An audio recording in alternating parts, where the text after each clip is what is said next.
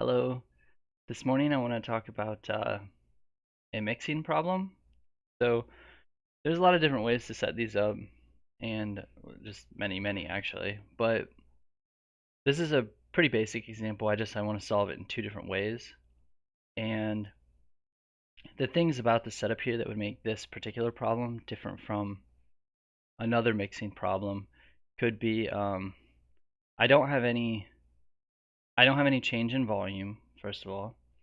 I don't have anything going since there's no change in volume, that actually gives a lot of constraints. So the flow between the two has to be the same because there's also no flow in and no flow out of either of them, other than going back and forth between the two tanks. So what we would actually be solving for here is, let's say there's a certain amount of something that's mixed into these tanks. We usually just go with salt. Say maybe it's grams of salt, and there's some starting quantity of salt in this one, some starting quantity of salt in this one, and what you're really finding is the relationship of the change in salt between the two tanks over time, given that in this case the flow going in both directions is the same, but one has double the volume of the other, which isn't apparent in my picture, but that's how it should be. Yeah, so that's the basic problem. And so we're going to solve this two different ways. So basically, we have the rate of change with respect to time, and any of these types of problems like this is equal to the rate in times the concentration in minus the rate out times the concentration out. And the key thing here, you can add as many of these terms as you need for everything that's changing. The key thing is that the rate in times the quantity in, those should be positive values, and the rate out times the concentration out should be negative values. That's the key there. So for this one, we have two tanks. We're going to be dealing with a system of differential equations. The rate of change of the quantity in A with respect to time equals, so we need the rate into A, so that's this right here, 2 liters per minute. I'm going to leave off the units, but if I were to write them, you'd see they cancel, times the concentration in, which the concentration in the tank A is the current concentration in tank B that changes over time. So it's the quantity in B as a function of time divided by the volume in B, which is 20, minus, we're still dealing with A, so we want the rate out of A. That's this one right here, 2 liters per minute. The quantity in A, and this would be grams, per the volume in A, which would be liters. And had I wrote the units, you would see that this is liters per minute, this is grams per liter. What you end up with is grams per minute when they cancel. So rate of change, quantity in B with respect to time equals 2. This is the in going into B. It's coming from A. So quantity in A is a function of time per 10 liters minus 2 times the quantity in B per 20 liters. Okay, so this is the setup for the problem. This is how you get from the story to the mathematical setup, the equations. Now what we have here is a system of differential equations, and we're going to solve those. And you'll see, if I were to move everything to one side, we have a first order constant coefficient homogeneous differential equation.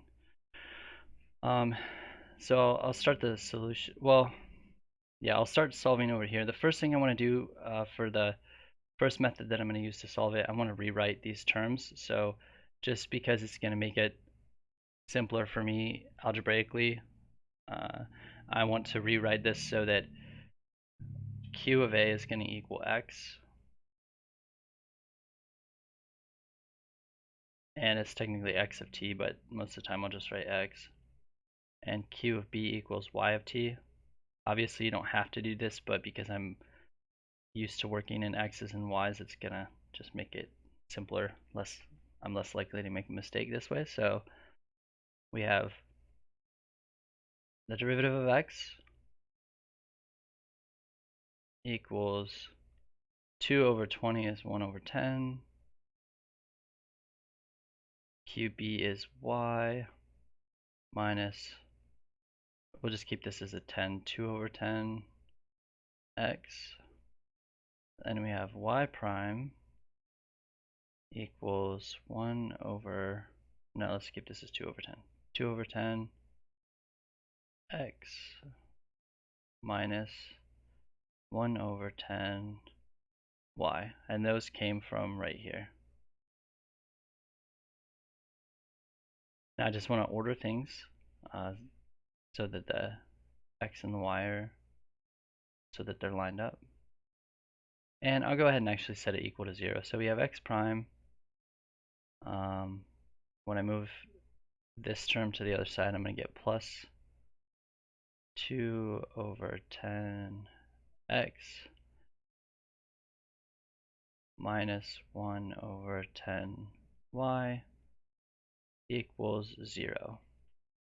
So now it's more apparent that this is first order homogeneous constant coefficients. We have y prime. Actually, hold on. Let's try to keep them beside each other. So this is going to be negative 2 over 10x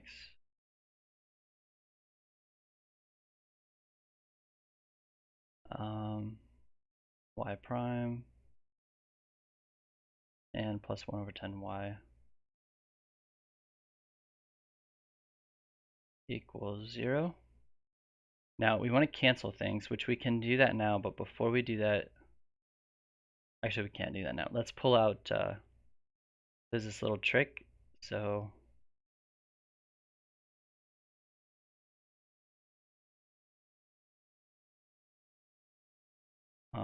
for these two terms right here, we're going to say this is equivalent to big D plus 2 over 10 times x. So we factored an x out of this, and we changed this into big D, which is going to stand for like derivative of m minus 1 over 10 y equals 0. Now for down here, nothing to factor out of the x term. Is something to factor out of the y term.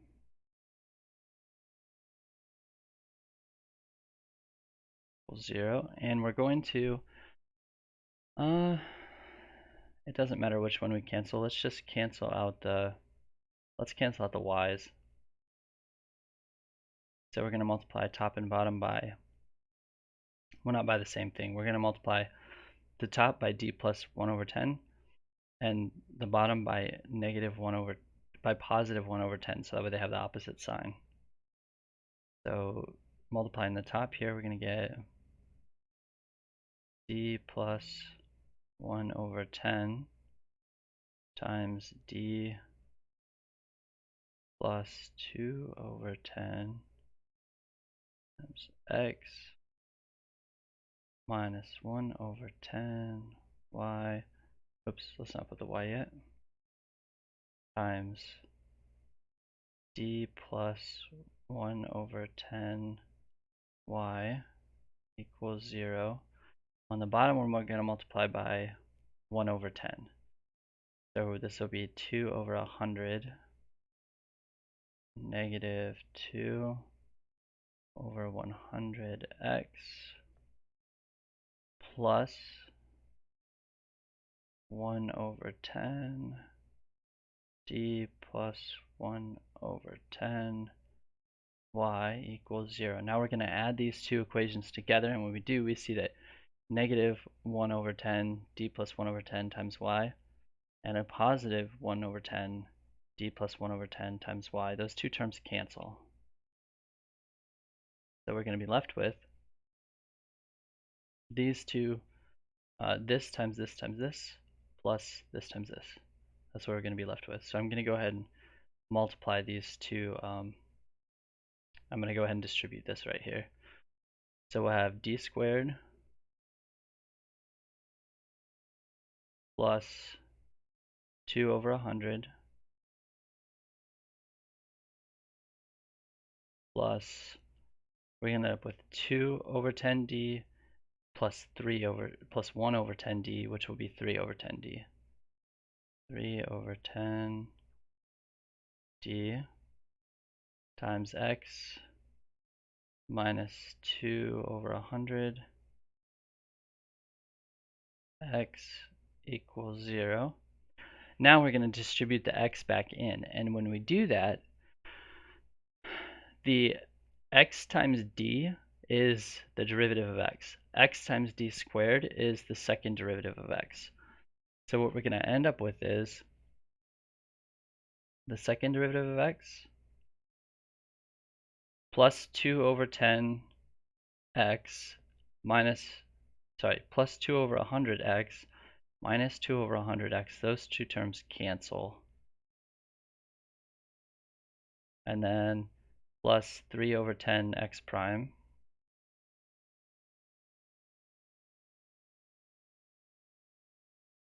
I like to write the plus 0 x here equals 0.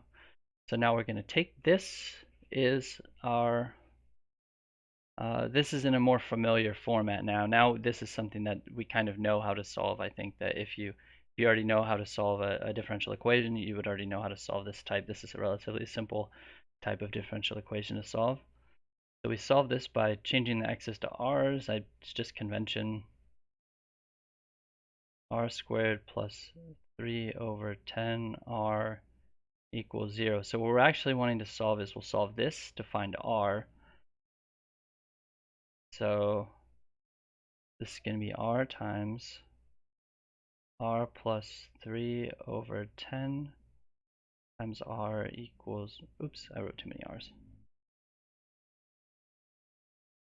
R times r plus 3 over 10 equals 0. So we can see from this that r equals 0 or r equals negative 3 over 10. And these are going to go into, let's actually write this down here. So what we just found is x of t. This is our first solution.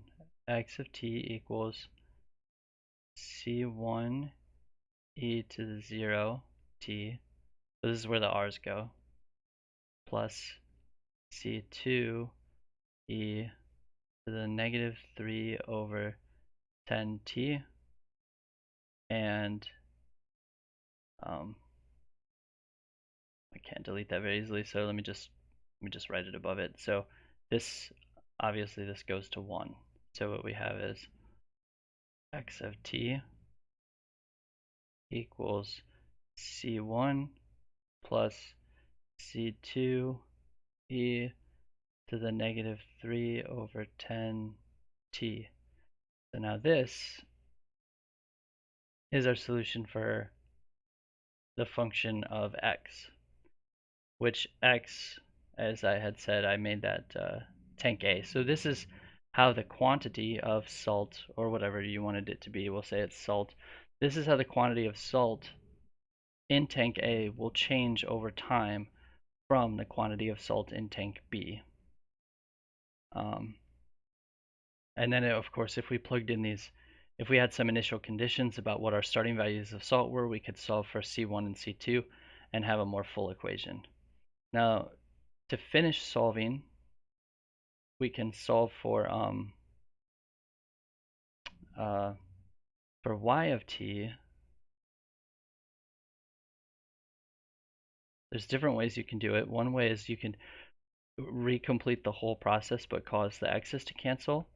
The other way, and I'll do it this way just to show that there's another way to do it, is to take our solution for x and plug it into one of the equations. So just get rid of all of this.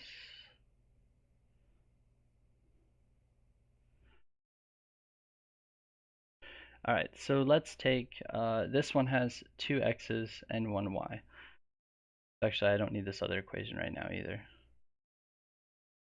We're not going to use this one.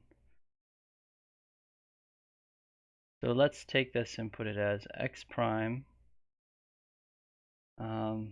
plus 2 over 10x equals 1 over 10y. I just wanted to rewrite it in that format because what we're going to do is we're going to solve for x's here. So if this is x of t goes in right here. The derivative of x of t goes in right here. So let's take the derivative of that. The derivative of a constant is 0, so we're left with the derivative of this term. The derivative of this term is just negative 3 over 10 c2 e to the negative 3 over 10 t. It should be right, yeah. Plus 2 over 10 times c1 plus c2 e to the negative 3 over 10 t equals 1 over 10 y. So we can distribute this, and we can also take this and multiply it by to this side here, and that will be our solution for y of t. So I'm going to write y of t on the left-hand side because that's usually how we like to write it. Y of t equals, so take 10 and multiply it by both of these terms. So first we're going to have negative 3 c2 e to the negative 3 over 10 t. Then when we do this, we just multiply by this and we get 2. So we're going to take 2 and distribute it into both of these terms. Plus 2 c1 plus 2 c2 e to the negative 3 over 10 t. Yeah. And now we can combine these two c2 values because it's a number times c2 times e to the negative 3 over 10t. And this one's the same, a number times c2 times e to the negative 3 over 10t. So we can combine those to get negative c2, and I'll actually go ahead and write that down here. So we left with 2c1,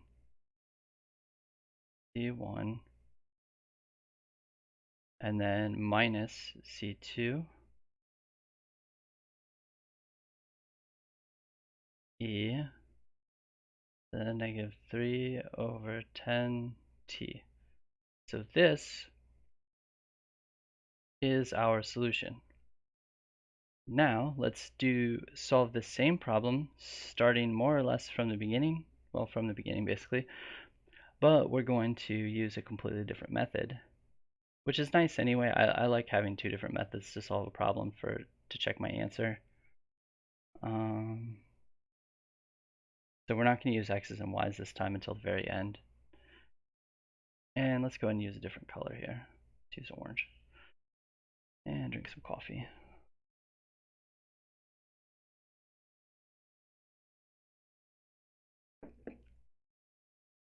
Okay, so now we're going to use linear algebra to solve this system of differential equations. So let's just rewrite them. But this time I'm just going to use the q's and b's just because I'm more comfortable using the q's and b's on this part. Except where I switch things, it'll just be kind of random almost.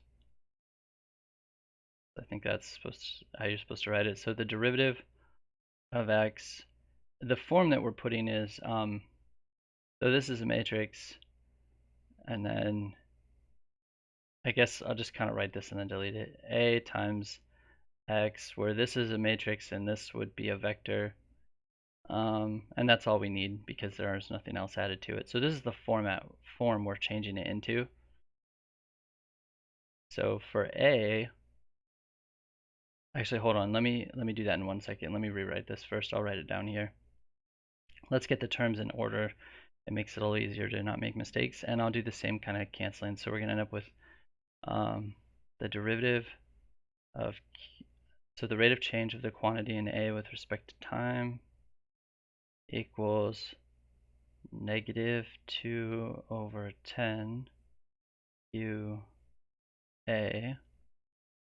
plus 1 over 10 QB, the rate of change of the quantity in B with respect to time equals 2 over 10 QA minus 1 over 10 QB.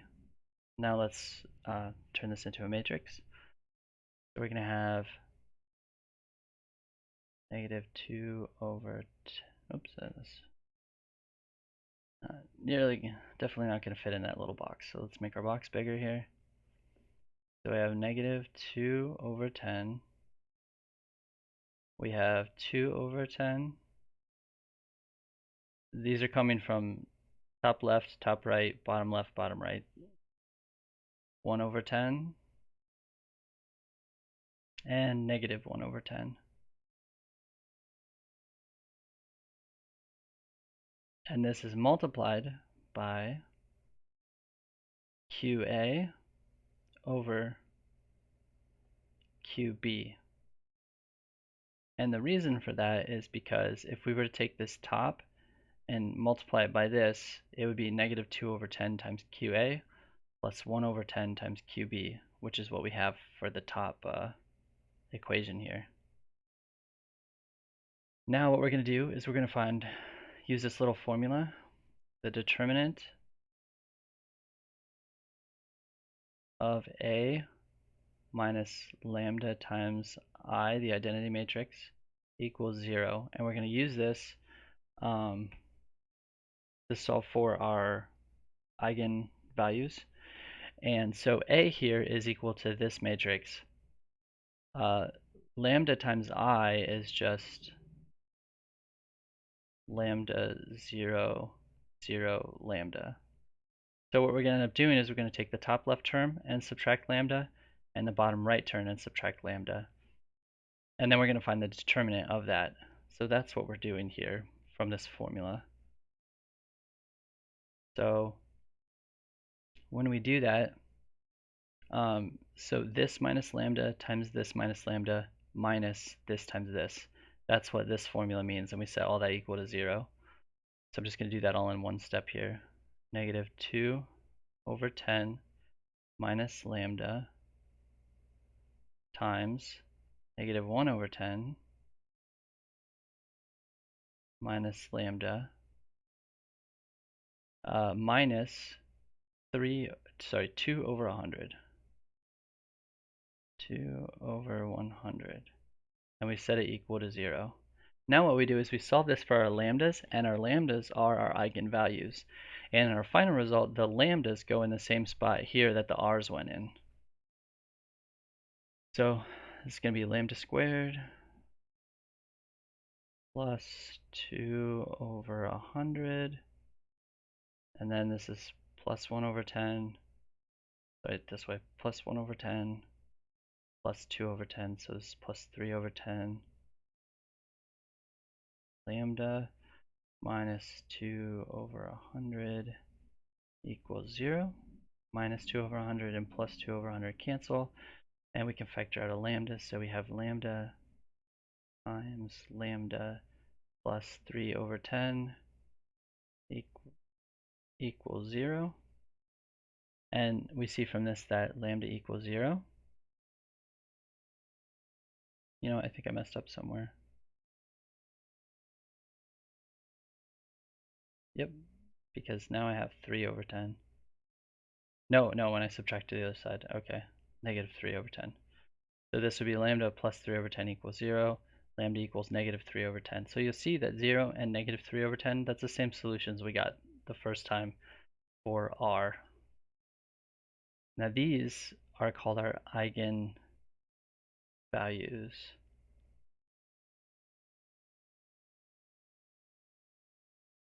They're not called eigenvalues over here because that's a different method. This method's going to use eigenvalues and eigenvectors.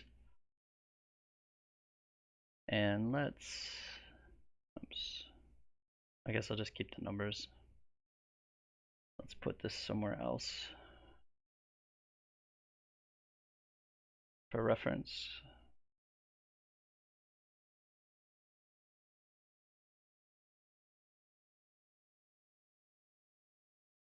Okay, those are eigenvalues. Now, let me just delete this part here, I think. So now we have to solve two things, one for each eigenvalue. So for starters, let's start with lambda equals 0. And we're going to say the formula that we're using now, I guess I could have wrote that above. So this was our first formula. I kept it because they're very similar and I wanted that to be noticeable. So now we're going to use, instead of the determinant of a minus lambda I, we're going to say a minus lambda I times k, which I guess this is a vector. I think it should have vector over it. I'm not sure. Equals 0. We're going to use this formula. So the a minus lambda I, we already found that earlier. That's just, well, I sort of found it. I found it, but I didn't actually write it out. So negative 2 over 10 minus lambda 2 over 10, 1 over 10, negative 1 over 10, and our k is a vector, and we just write k1, k2, and then equals 0. You could just write a 0, or you can write it as a vector. It is a vector. So 0, like that. And for this one, if you multiply this out, you'll have two equations, but we only need one equation because by some strange math magic, the two equations should always give you like basically the same answer. It doesn't matter which one you choose. So I'll just choose the top one. Sorry, I need to plug in lambda. So this is negative 2 over 10 minus lambda, where lambda is 0. And this was also supposed to have a minus lambda, so this would have been minus 0. So I can actually ignore that because since lambda is 0. So now we're going to multiply the top. So we have negative 2 over 10 k1 plus 1 over 10 k2 equals 0. And now all we do is we sort of solve for k1 and k2, but you'll notice that you can't actually solve this equation because there are two unknowns. So you're not looking for a solution, you're looking for a ratio between k1 and k2. The easiest way to do that will be to get one of the k1 or k2. It's easiest usually just to get it by itself and then set the other one equal to 1. I'll show you what I mean. So let's add 2 over 10 times k1. Let's add that to both sides. So we get 1 over 10 k2 equals 2 over 10 k1. Then we're going to multiply both sides by 10. We have k2 equals 2 k1. Now if we set k1 equal to 1, I'm going to kind of save this information up here. So when we have lambda equals 0, that's our eigenvalue. Our eigenvector is going to be, let's try plugging in a 1 for k1.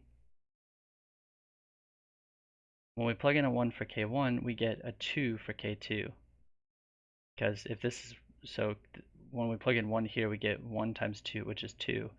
k2 equals 2 is what we're left with. This is our eigenvector.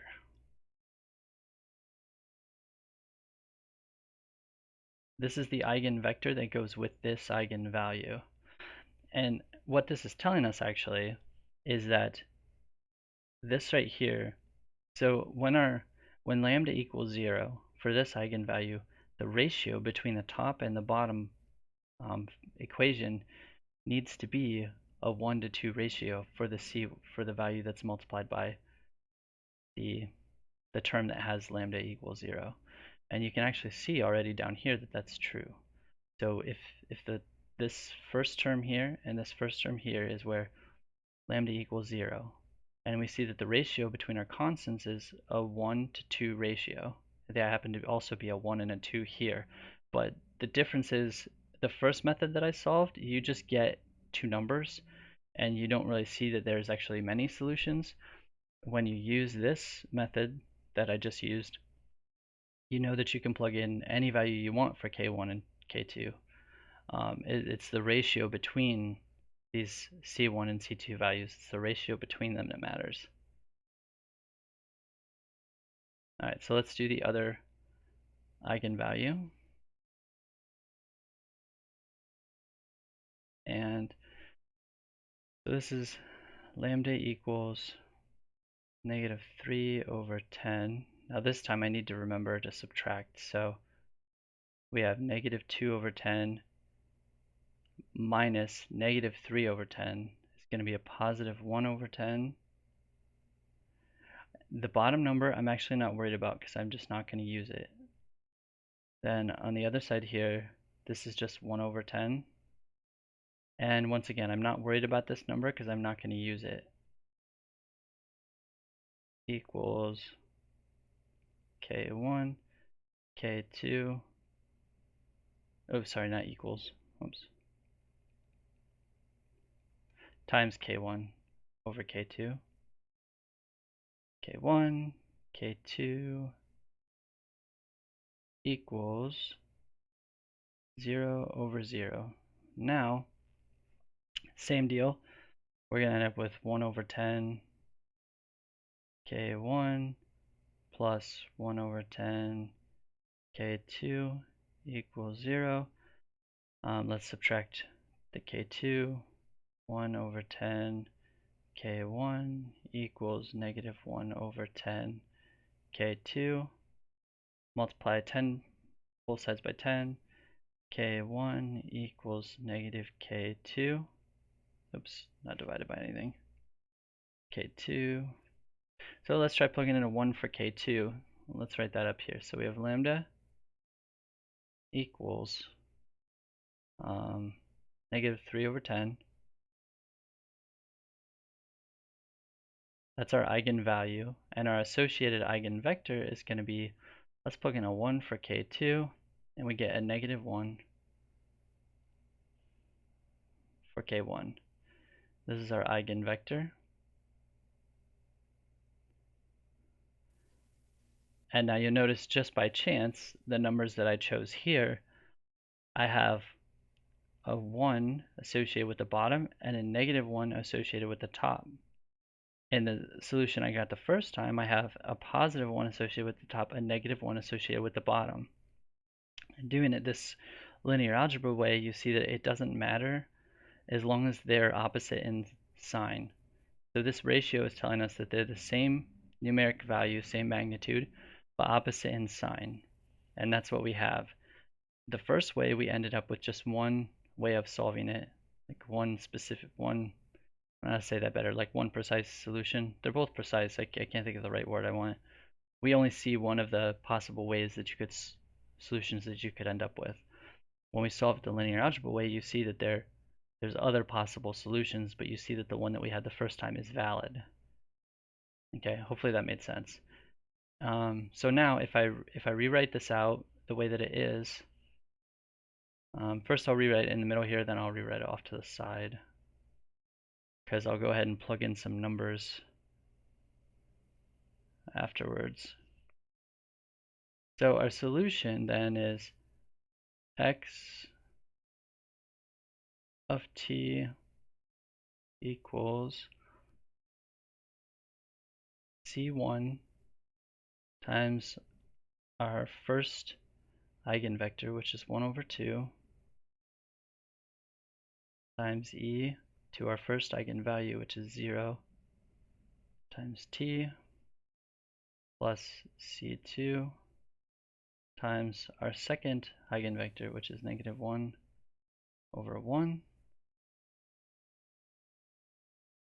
e to the negative 3 for 10t. So this is the solution, but if we want to rewrite this in this format right here that we're more familiar with, we can, you just multiply through. So when you multiply everything by the top, in the top, like the top row is going to be x of t, the bottom row is going to be y of t. Or if I stuck with my original notation, the top row will be q of a, the bottom row will be q of b. I guess I'll write it that way over here. So we have q of a equals c1 times 1 is c1. E to the 0t is just 1. So this is c1. And then negative 1 times c2 is negative c2. E to the negative 3 over 10t. Q of b, doing the same thing. We get 2c1 plus c2 e to the negative 3 over 10t. So both of these are solutions to our equation where I have x of t equals q of a, or not q of a, qa of t, y of t equals qb of t. Those are equivalent. So these are both answers to our system of differential equations solved using two different methods. I think I'll try to plug in some values. I didn't actually test this part, but I believe both should give me the same number. So let's just see what happens when we plug in two numbers there. And I'll go ahead and use another different color. Let's use blue. All right, so let's get some starting conditions. Let's say that this one starts with, how about, what's going to cancel out really nicely? I don't know. How about just 4 grams of salt? And this one starts with 1 gram of salt. Really tiny amounts. Yeah, let's just do that. Let's see what happens over time. So if we take this first set of equations here, we're going to have, is that going to give me what I need? Q of A. Yeah, so if this is a starting condition, this is at time 0. So at t equals 0, we're going to have QA, which is the quantity in A, is 4 grams. So we're going to have 4 equals C1 minus C2 times e to the negative 3 over t times 0, because we're at 0t. QB is going to be 1. That's the starting quantity in B, equals 2C1 plus C2.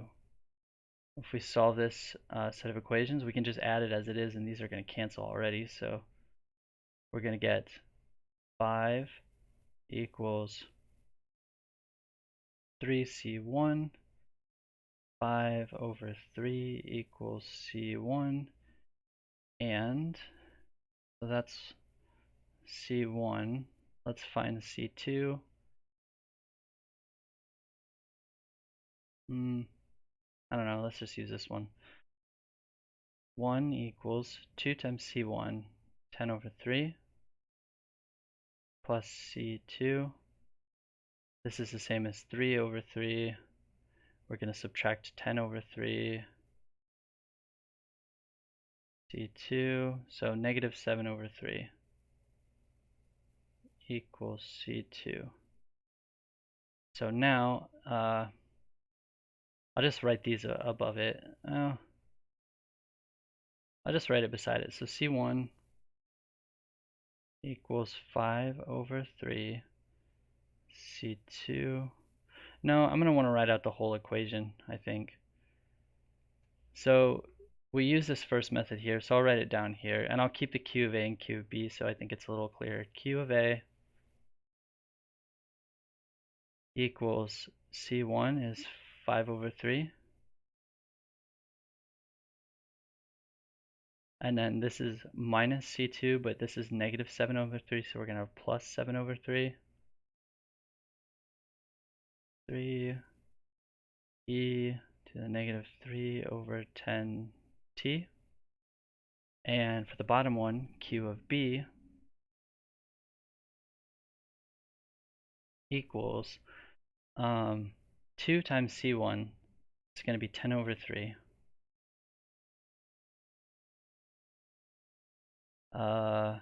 Plus C2, so minus 7 over 3.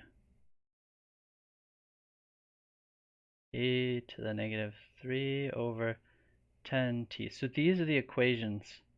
And if you graph these, you'll learn some information about what happens to the rates of salt over time. Now let's do the same thing, but with the other two equations.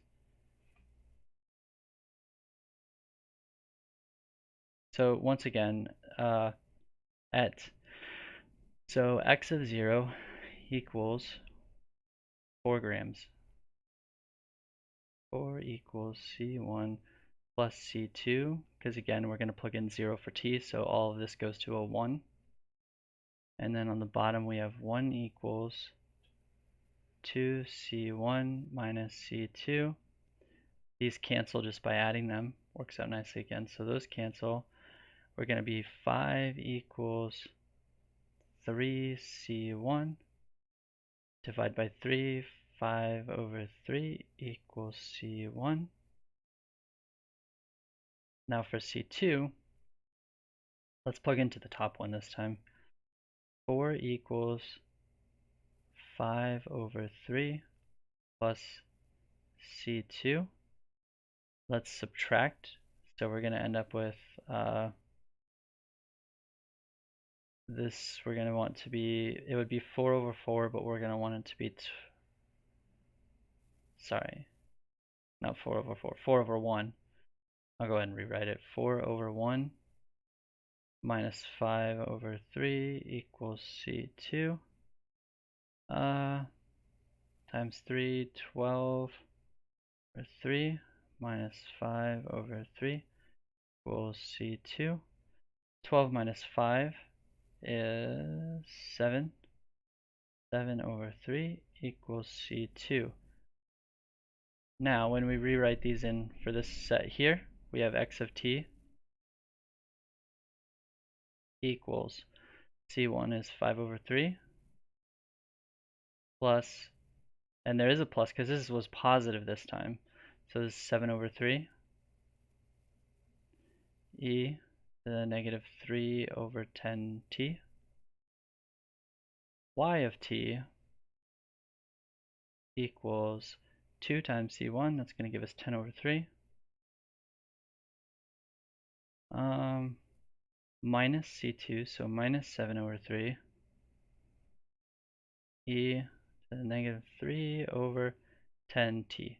Now, so I wanted to add some numbers because in these steps it kind of looks like these are two different equations, but you'll see that actually they're not, because when you solve for C1 and C2, even though you can end up with different constants for your eigenvectors, you'll still end up with the same values for C1 and C2 when you plug in your initial conditions.